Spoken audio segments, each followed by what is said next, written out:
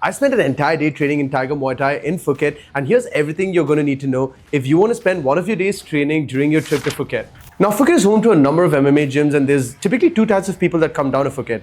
People who come down to party and people who come down to train. Now, I took my chance on my third day in Phuket where I drove down from Patong to Chilong all the way in the morning so that I could get the most of my training day.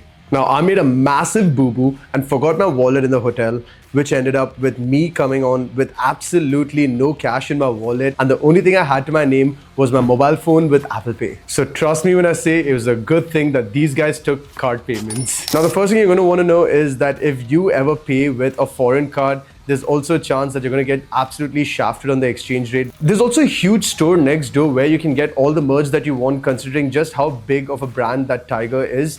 But just know that all the stuff over there is super expensive. Next, if you don't have your own gear, you're going to have to rent gear. And in my case, it actually set me back about 107 baht plus tax for each equipment. So if you have gear with you, I definitely recommend that you bring it with you, even though it's a bit bulky in your baggage. So what's all this hype around Tiger Muay Thai, right? Well, it's actually one of the most well-renowned gyms in the area, and it's actually had people like Valentina Shevchenko, Anatoly Malikin, and even Alexander Volkanovski come and train there.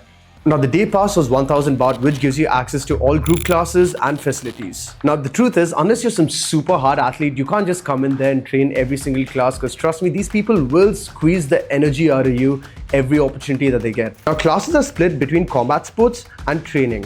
So you want to make sure that you get here as early as you can so that you can fit a good combination of both. Ideally, you want to do a combat sports session in the morning and then a training session somewhere in the midday and then another combat sports session in the afternoon, because that's pretty much all your body can take, because after a while, you're just going to completely tire yourself out and then you won't be able to do anything properly.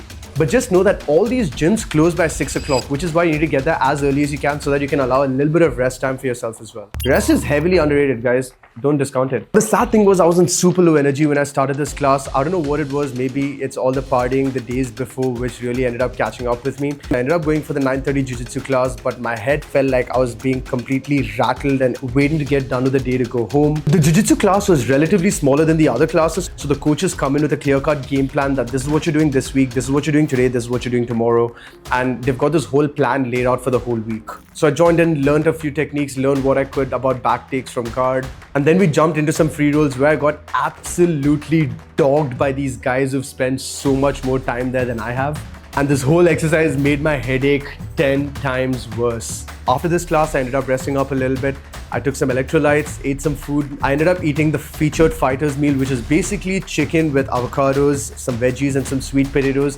And I think that energized me a little bit right before my Muay Thai class at 3 p.m. A lot of people were trying Muay Thai for the first time. We had about 40 people in there and I think about 10 different instructors. So we started off with some warm-ups which ran for about 10 to 15 minutes. Once we got done with warm-ups, we got into techniques. So techniques were split in 3 ways.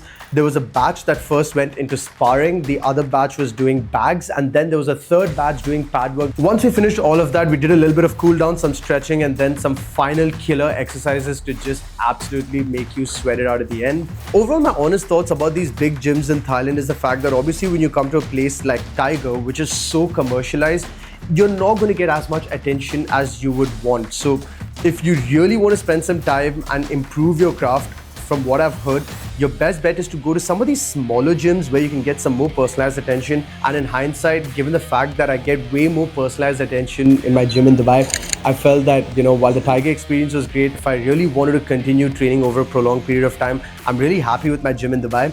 But that being said, if I ever was to go back to Phuket, I would go to one of these gyms and train there for like about a month if I really wanted to get my value from it, because that's the kind of time it takes for you to actually build a relationship with a coach and for a coach to really point out the different errors in your game and how you can improve. My verdict is that it's properly rated for a short-term experience, but would definitely be underrated if it's a long-term experience, because for you to get that kind of personalized attention and that caliber of training in a place like Dubai would set you back tens of thousands of dirhams, but you're getting it for maybe half the price if you were to go to Thailand. Like I said, that's exactly why so many people come down to Phuket, right? It's to train and to have a good life.